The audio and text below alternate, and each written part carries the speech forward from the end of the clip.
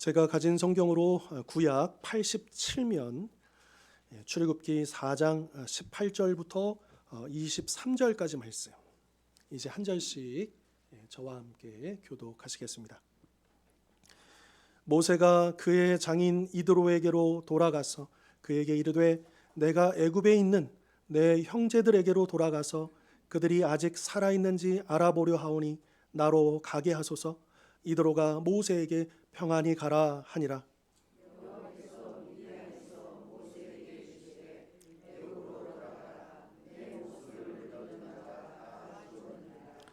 모세가 그의 아내와 아들들을 나귀에 태우고 애굽으로 돌아가는데 모세가 하나님의 지팡이를 손에 잡았더라.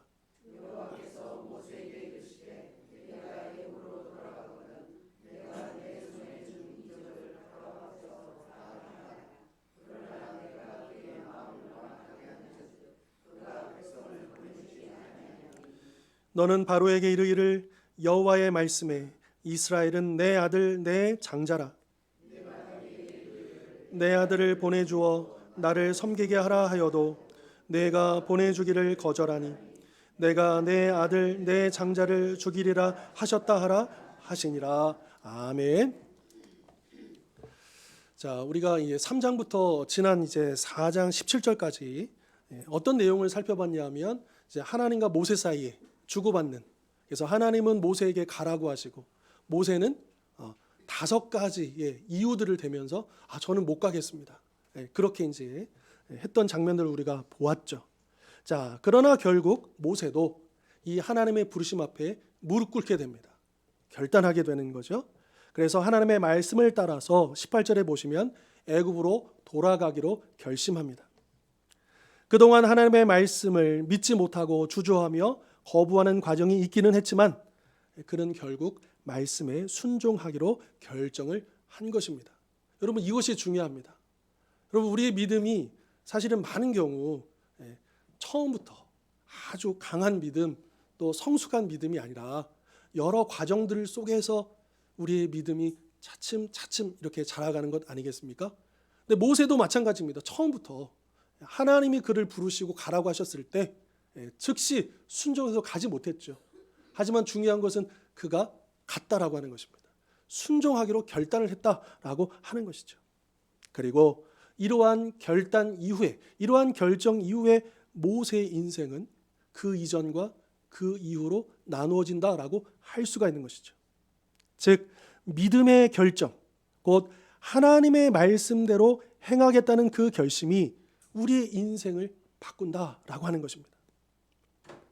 혹시 지금 하나님 앞에서 주저하거나 거부하고 있는 것이 있다면 오늘 본문에 이 모세와 같이 그 말씀에 순종하기로 결심하실 수 있기를 바랍니다. 그래서 내 인생을 바꾸시는 그 하나님의 역사를 기대하실 수 있기를 바랍니다. 이렇게 모세가 말씀에 순종하기로 하자 하나님께서는요 19절에서 이렇게 말씀하셔요. 19절 보시면 애굽으로 돌아가라. 내 목숨을 노리던 자가 다 죽었느니라. 자, 순종하기로 결심한 모세에게요 하나님이 힘이 되는 말씀으로 그를 격려하시고 힘을 더하시고 있음을 우리가 보게 되는 거죠. 바로 여기서 우리는 하나님의 세심한 돌보심과 자상한 사랑을 엿볼 수가 있다라고 하는 것입니다. 자, 우리가 모세의 입장에 한번 대보십시다. 그리고 모세가 결단했어요. 그렇지, 내가 하나님 말씀에 순종해야지. 그런데 걸리는 게 하나 있어요. 그 40년들이 있었던 그 사건, 자기가 그 바로의 그 관리를 죽이고 나서 도망쳐 온 것 아닙니까? 그리고 그 바로가 이 모세의 생명을 찾아서 그를 추격하지 않았습니까? 그런데 비록 결단하고 이제 애굽으로 돌아가기를 했는데 모세의 마음 한편에는 그게 걸렸을 거 아니에요. 그런데 그것을 하나님이 아셨을까요? 모르셨을까요? 아셨다라고 하는 것입니다. 근데 이렇게도 생각해 볼 수 있어요. 아니, 진작 이런 얘기 해주시면 안 되셨을까? 그러니까 모세에게 야, 너를 찾던 자들이 다 죽었으니까 이제 가도 돼. 안전해. 이렇게 먼저 그 안전을 약속하시고 가라고 하셨으면 어떠셨을까라는 생각도 들어집니다. 그런데 하나님은 모세가 결단한 다음에 순종한 그 즉시 하나님께서 그 안전을 보장해 주시고 그를 위로하시고 있었다라고 하는 것이죠. 자, 우리는 때로는 이 모세처럼 이 문제만 해결되면, 이 상황만 좋아지면 내가 하나님 앞에 더 헌신할 수 있을 텐데, 내가 주를 위해서 더 열심히 살아갈 수 있을 텐데, 이렇게 생각하면서 지금 가라고 하시는, 순종하라고 하시는 그 하나님의 말씀을 온전히 받지 못하고 주저하거나 거부할 때가 많은 것이죠. 그러나 하나님은 우리가 어떤 문제나 어떤 상황에서도 먼저 우리가 순종할 때, 그 이후에 우리에게 그 구체적으로 우리가 나아갈 길들을 열어주신다. 그 길이 안전하다라고 하는 것, 그 길이 최선이다라고 하는 것을 깨닫게 해주신다라고 하는 것이죠. 자, 우리가 보통 이제 운전하시는 분들은 잘 아실 텐데, 요즘엔 다 운전할 때 이제 좀 먼 길을 가면 이제 내비게이션을 켜잖아요. 그래서 목적지를 입력하고 그 내비게이션이 이제 인도하는 대로 안내에 따라서 우리가 가게 됩니다. 그런데 처음 가보는 곳은요, 거기가 어딘지 전혀 감이 안 와요. 그러니까 지금 내가 있는 곳에서 이 길 저 길, 그 정도는 내가 알겠는데 정작 그 목적지에 어떻게 가게 될지 우리는 잘 모릅니다. 그런데 그 내비게이션을 따라서 가다 보면 그 목적지가 점점 더 가까워져다 보면 이 길이구나, 여기구나, 우리가 그렇게 알 수 있다라고 하는 것이죠. 그런 것처럼 우리가 하나님 말씀에 순종할 때, 그럼 내가 순종해서 무언가를 하려고 할 때 어떻게 될 것인가, 어떤 일이 벌어질 것인가, 우리는 지금 감을 잡을 수 없습니다. 그러나 우리가 한 걸음 한 걸음, 우리 아까 그 찬송의 가사처럼 한 걸음 한 걸음 순종해서 주님의 그 내비게이션의 안내를 따라서 가다 보면 어느 순간 이 길이었구나, 이 길로 인도하고 계시는구나, 그것을 우리가 알게 된다라고 하는 것이죠. 자, 아브라함을 한번 생각해 보실까요? 하나님께서도 아브라함을 부르셨어요. 그런데 지금 그때 아브라함이 어떤 상황이었냐면, 일단은 그 고향인 갈대아 우르에서 이 아브라함의 아버지가 그 가족들을 데리고 떠났습니다. 그래서 하란이라는 곳에 정착을 했어요. 그런데 바로 그 하란에서 하나님이 이 아브라함을 부르신 거예요. 그래서 내가 지시할 땅으로 가라고 말씀하십니다. 그런데 여기서 지시할 땅이 어딘지 아브라함이 알았을까요? 몰라요. 하나님이 구체적으로 말씀해 준 게 아니에요. 그러니까 내가 앞으로 너가 순종하면, 나만 믿고 따라오면 알게 될 그 땅으로 가라고 하신 거예요. 그러니까 이 아브라함은 하나님의 구체적인 계획을 다 이해하고 알고 안전을 보장받고 간 게 아닙니다. 물론 하나님이 그에게 비전을 주셨죠. 너로 하여금 한 민족을 이루고 그 자손으로 하여금 땅을 주고, 그리고 모든 이 사람들에게 복의 근원이 되게 할 것이다라는 비전을 주셨지만, 그러나 구체적으로 이 아브라함이 어디로 가야 되고 무엇을 해야 되고 이거는 말씀하지 않으셨어요. 다만 나만 보고 따라올래? 나만 믿고 순종할래? 이렇게 요구하셨던 거예요. 그리고 나서 아브라함이 예, 알겠습니다, 순종하고 따라 나서니까 그때 하나님께서 보여주신 땅이 어디냐? 가나안 땅이었다는 거죠. 그러니까 아브라함이 처음부터 가나안 땅에 가리라고 생각한 게 아니에요. 거기를 알고 간 게 아닙니다. 순종하니까 그 땅이 보인 거예요. 하나님의 인도하심이 이거였구나라고 하는 것을 그가 깨닫게 되었다라고 하는 것이죠. 이처럼 문제가 해결되고 상황이 좋아지는 것보다 순종이 먼저입니다. 어떤 문제도 상황도 순종의 조건이 될 수 없습니다. 오히려 순종이 그 문제를 해결하고 상황을 좋게 만드는 하나님의 방법이다라고 하는 것이죠. 혹시 지금 어떤 문제 때문에, 어떤 상황 때문에 말씀에 순종하기를 주저하거나 거부하고 계십니까? 먼저 순종하시기를 바랍니다. 그래서 하나님이 이 문제를 어떻게 해결하시고 이 상황을 어떻게 변화시켜 가는지 직접 두 눈으로 그렇게 보실 수 있기를 바랍니다. 자, 다음 20절 보시면 모세는 그의 아내와 아들들을 낙이 태우고 애굽으로 돌아갑니다. 그런데 이 모세의 손에 무엇이 들려 있었습니까? 지팡인데 무슨 지팡이라 그래요? 하나님의 지팡이라고 굳이 여기서 그냥 지팡이가 아니고 하나님의 지팡이라고 말씀하십니다. 원래 이 지팡이는요, 그가 지난 40년 동안에 양을 치면서 늘 지니고 다녔던 자신의 지팡이였습니다. 그런데 그 지팡이가 이제 누구의 지팡이라고 불린다고요? 하나님의 지팡이라고 불리고 있다라고 하는 거죠. 그러니까 모세의 지팡이가 지금 하나님의 지팡이가 된 겁니다. 그러나 여러분, 그렇다고 해서 이 지팡이가 갑자기 모세의 지팡이였다는 별 볼 일 없는 그냥 나무 쪼가리에 불과했다가 하나님의 지팡이가 됐다고 해서 막 빛이 나고 막 그런 나무가 뭐가 변하고 이런 거는 아니었겠죠. 그냥 그 지팡이는 똑같은 지팡이예요. 다만 그 지팡이를 사용하는 주인, 그 주인이 달라진 거죠. 그러니까 모세가 이 지팡이를 사용하는가 아니면 하나님이 이 지팡이를 사용하는가, 여기에 따라서 이 지팡이의 본질은 달라지게 되어 있다라고 하는 것입니다. 마치 죄의 종이었던 우리가 예수 그리스도를 믿고 주로 고백함으로 하나님의 자녀가 된 것과 같은 것이죠. 여러분, 예수를 믿기 전에도 또 예수님을 믿은 다음에도 나는 납니다.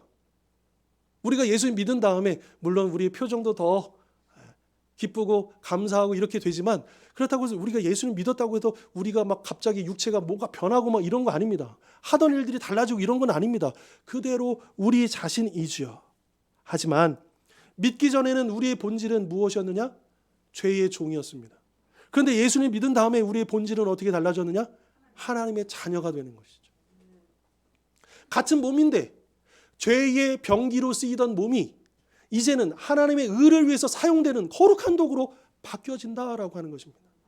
누가 주인이냐에 따라서 이렇게 달라지는 것이죠.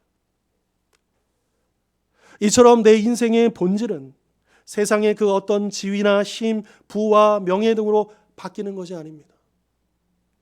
나의 소유가 많아지고 내 지위가 높아지고 내 힘이 강해지고 그래서 내가 더 가치가 높아지는 게 아니다라고 하는 것이죠.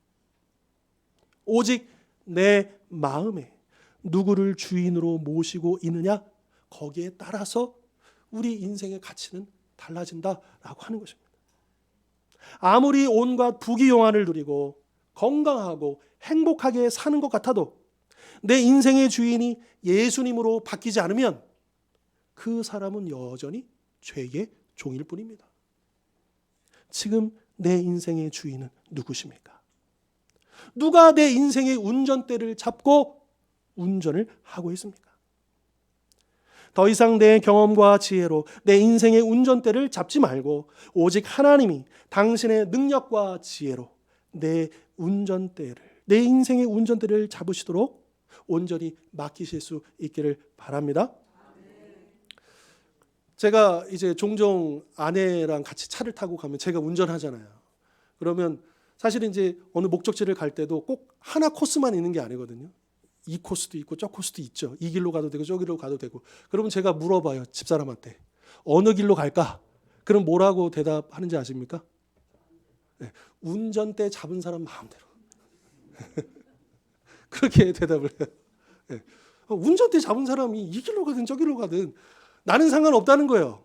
네, 운전대 잡은 사람이 마음대로 하라라고 하는 거죠. 여러분, 이와 같이 여러분, 우리 인생의 길도 어느 길로 가야 좋을까요? 네, 지금 우리 운전대를 누가 잡고 계셔요? 네, 하나님 마음대로. 네, 물론 사람 마음대로는 좀 부정적인 이미지가 있죠. 왜? 우리는 욕심이 있고 한계가 있고 연약하니까 우리 사람 마음대로 하다 보면 실수가 나오고 잘못되죠. 그러나 하나님 마음대로는 한치의 오차도 없이 최선으로 우리 인생을 이끄시고 나아가게 하신다라고 하는 것입니다. 그러니까 자꾸 우리는 그렇게 주님 앞에 고백해야 돼요. 하나님 이끄시는 대로, 인도하시는 대로, 주님 원하시는 대로 가게 해주십시오. 여러분, 그게 우리의 신앙 아니겠습니까? 그것이 우리의 믿음 아니겠습니까? 지금 내 이 믿음의 이 여정을 내가 지금 막 운전해 가는 것이 아니라 우리 주님이 운전해서 가고 있다는 사실을 늘 우리가 기억할 수 있었으면 좋겠습니다. 자, 한편 모세가 이 하나님의 지팡이를 잡았다, 이 잡고 애굽에 갔다라고 하는 것은 그가 하나님의 능력을 힘입어서 애굽에 갔다라는 거예요. 그래서 모세는 애굽에서 하나님의 명령대로 그 지팡이를 가지고 많은 이적을 행하고 이스라엘 백성들을 무사히 그 애굽에서 구원해낼 수가 있었던 것이죠. 따라서 오늘 우리에게도 하나님이 모세에게 가라라고 그 사명을 주고 명령하셨던 것처럼 오늘 우리에게도 가라라고 하셨지 않습니까? 그 가정으로, 또 학교로, 직장으로, 이 세상으로 우리를 보내셨잖아요.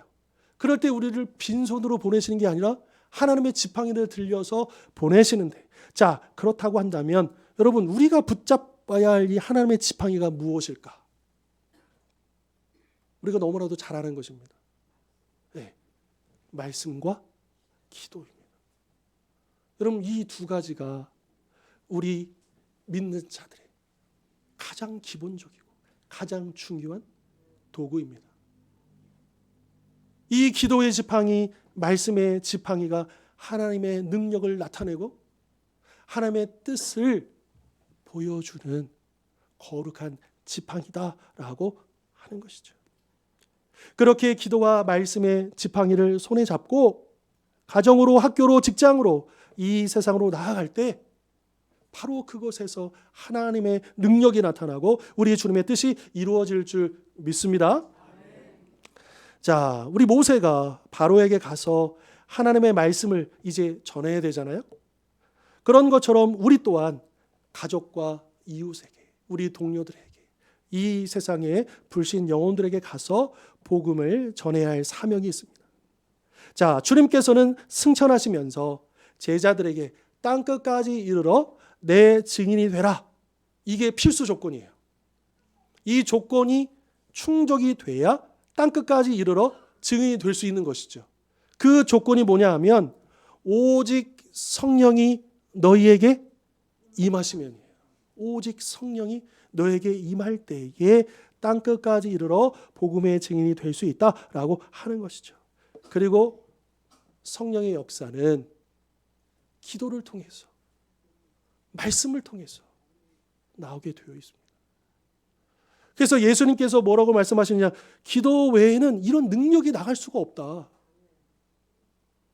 그리고 말씀은 하나님의 검, 성령의 검입니다. 그러니까 성령님께서 우리 안에 역사하시는데 찾으셔요. 지팡이를, 기도의 지팡이, 말씀의 지팡이를 찾으시는 거예요. 근데 만약 우리 안에 이 지팡이가 구비되어 있지 않다면 어떻게 역사하시겠느냐라고 하는 것이죠.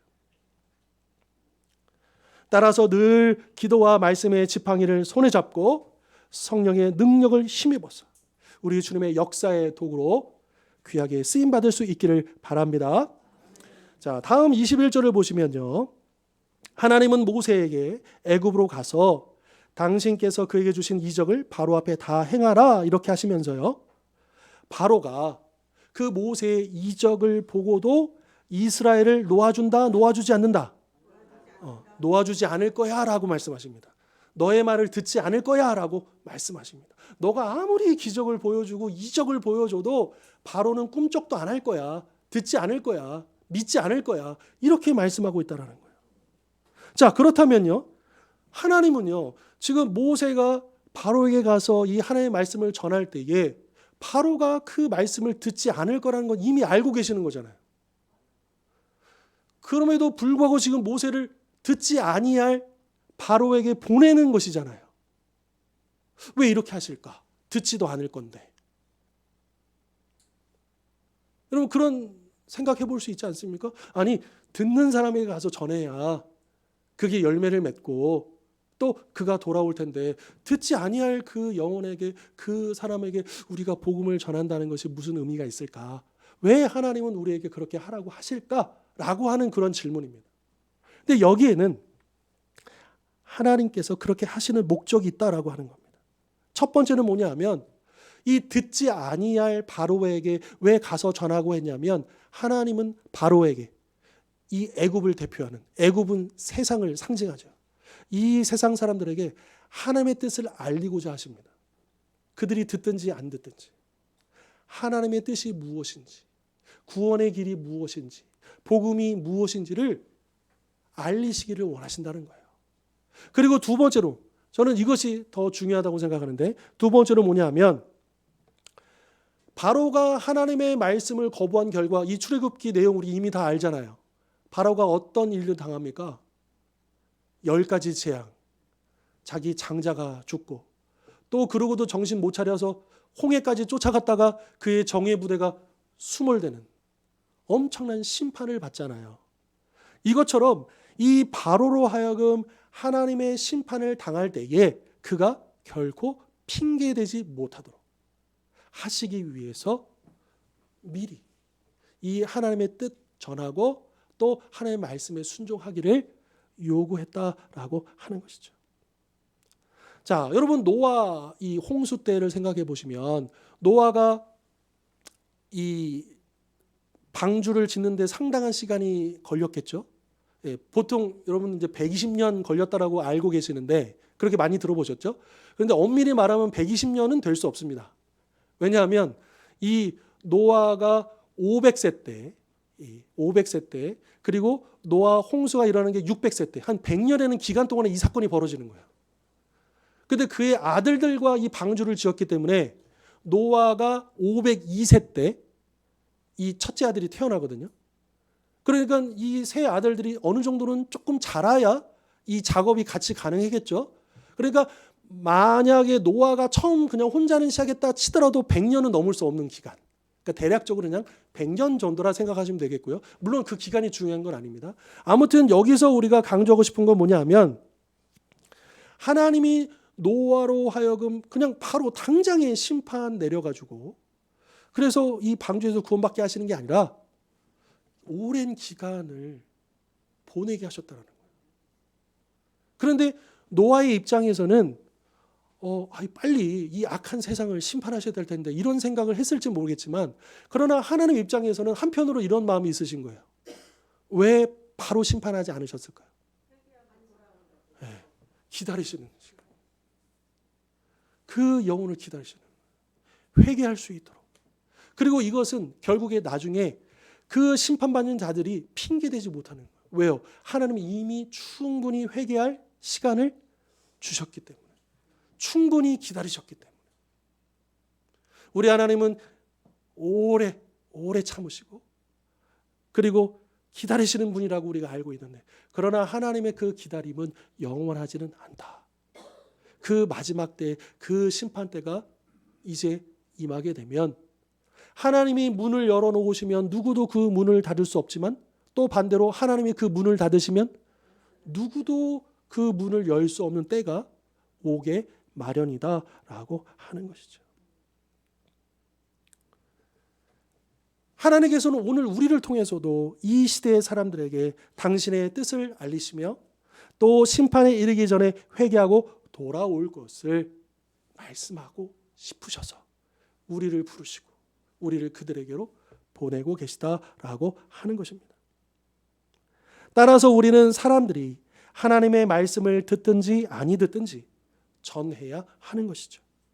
그래서 그 말씀을 듣고 구원받을 자에게는 구원에 대한 소망을 심어주고 또 반대로 말씀을 듣지 않고 멸망받을 자에게는 하나님의 공의로운 심판에 대해 핑계대지 못하도록 하는 것이 바로 우리에게 주어진 사명이다라고 하는 것입니다.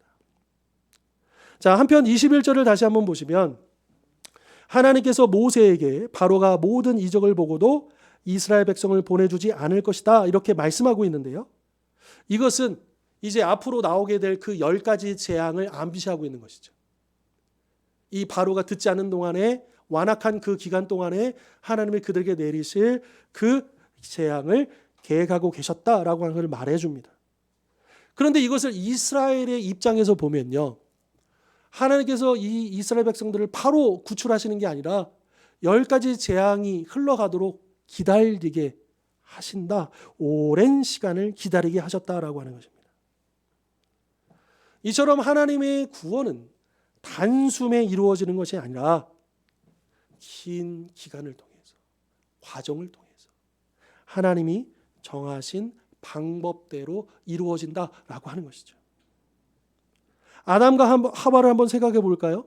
그들이 타락한 다음에 창세기 1장 천지창조, 2장 인간 창조, 그리고 3장으로 넘어와서 인간이 죄를 짓고 선악과를 먹고 타락합니다. 그래서 3장에서 이제 하나님께서 그들에게 징계를 내리시죠.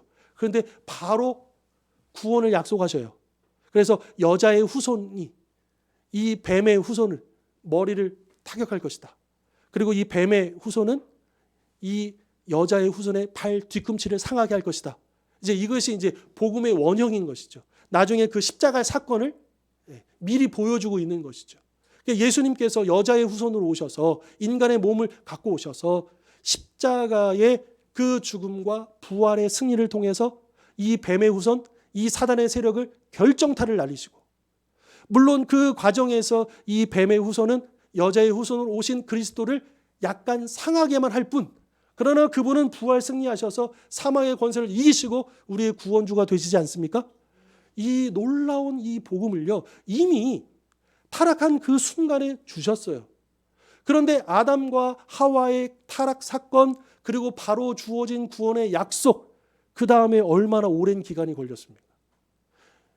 그리스도께서 인간의 몸을 입고 이 땅에 오시기까지 오랜 기간, 그 시간이 필요했다라고 하는 것이고요. 그리고 앞서도 언급했지만 노아의 경우도 마찬가지죠. 약 100년이라는 시간을 하나님께서 기다리게 하시는 그 과정이 필요했다라고 하는 것입니다. 또 어디 그뿐이겠습니까? 아브라함, 이삭, 야곱, 하나님이 계속해서 이 족장들에게 자꾸 약속하십니다. 가나안 땅을 줄 것이라고요. 그런데 아브라함이 죽을 때까지 가나안 땅을 받았습니까? 아니요. 바라말 볼 뿐. 이삭은 어떻습니까? 마찬가지예요. 야곱은 어떻습니까? 마찬가지예요. 이 대략 아브라함을 기준으로 하면 한 500년이라는 기간. 그래서 여호수아가 가나안 땅에 들어가기까지 아브라함이 하나님께서 말씀해 주신 그 기간을 계산해 보면 약 500여 년의 시간이 걸리거든요. 그 시간이 필요했다라고 하는 것입니다. 이처럼 하나님의 구원은 그분의 정하신 때와 과정에 따라 이루어진다라고 하는 것이죠.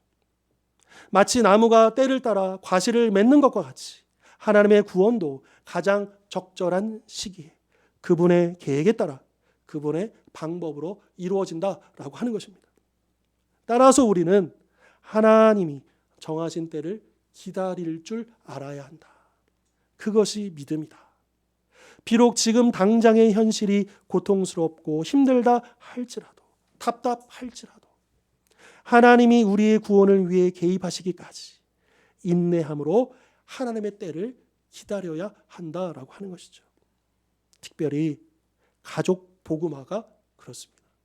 믿지 않는 가족들, 아직도 주님 품으로 돌아오지 못한 가족들, 주님과 멀어져 버린 그 가족들이 주께로 돌아오고 그 신앙이 회복되기까지 누가 정하신 때가 있다고요? 하나님이 정하신 때가 있어요. 그냥 막연히 하나님이 이렇게 해주실 거야, 돌아오게 해주실 거야, 믿게 해주실 거야가 아니고 하나님이 정하신 때가 있다. 그것을 우리가 믿어야 된다는 거예요. 그리고 그것을 우리가 믿음으로 그때까지 기다릴 수 있어야 한다라고 하는 것이죠. 자, 이렇게 이제 모세가 드디어 하나님의 지팡이를 들고 애굽으로 돌아가서 또 앞으로 어떤 일들이 펼쳐질지 우리가 계속 나누게 될 것이고요. 이제 오늘 주신 말씀들을 우리가 다시 한 번 더 생각해 보면서 여러분, 우리 두 손에 기도, 말씀이라고 하는 이 하나님의 지팡이를 굳게 붙잡고 주신 사명을 위해서 나아가서 가족 복음화, 민족 복음화, 세계 복음화를 위해 거룩하게 귀하게 쓰임받는 우리 모든 성도님들 되실 수 있기를 주님의 이름으로 축원합니다. 기도하겠습니다.